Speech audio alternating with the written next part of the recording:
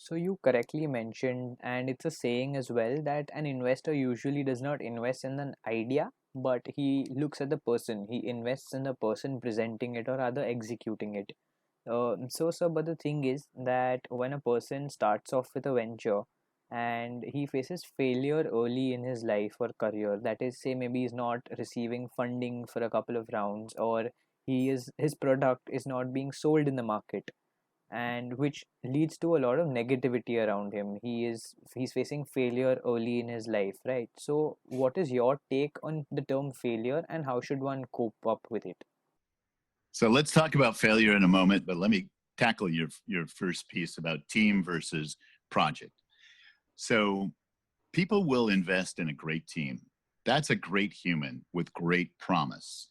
And if I see that your team has values, vision, mission, and your team has organizational health, your team is cohesive, communicating, great values, I will invest in that team before I will invest in a project.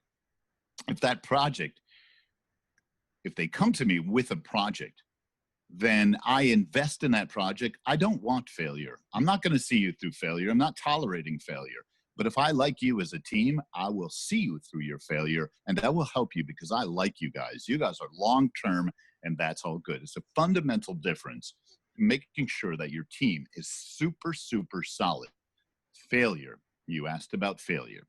A lot of professors, a lot of people, a lot of talks, there's a lot of TED Talks out there in the world that will say, failure is good, failure is lesson, you must fail to succeed. And it's all true, kind of. There are places where I will contend you are not allowed to fail, and you shouldn't fail. You shouldn't fail vulnerable populations. You should no longer fail our environment. You should no longer fail the planet. Stop failing. You want to go fail, go experiment in some other place where everybody knows that you're experimenting, and that's your learned failure opportunity.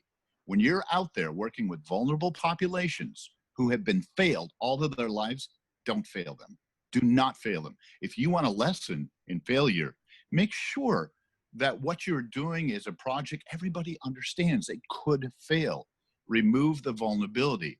And I'm saying it is okay to fail in those environments as long as everybody involved knows that if you fail, you've given them an opportunity or a safety net or a way out.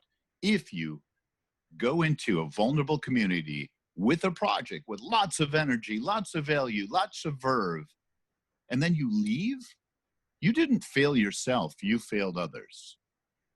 I beg you not to do that kind of failure. That kind of failure is paramount. That kind of failure is hard to, it's hard to be responsible for that environment, for what you have done. It's a big cleanup. So the kind of failure, but the other thing, Dhruv, I would say about failure is, it is one thing to experience our own failure and learn. Great. Good for you. You want to do something really hard? Learn other people's failures. We've had a history of thousands and thousands of people who have failed over time. Learn and understand those failures. Look around and look at the planet. If you see trash, if you see plastic, if you see dirty water, if you see no trees, if you see poor, compromised communities, that's a history of failure. Go learn that. Don't do that. So when we talk about learning from failure, learn from humankind's failure first. Let other people fail. Get the lesson. And yeah, if you fail in your lesson along the way, it's okay. It is a good lesson, but reduce your failure because there's a lot to be said for success.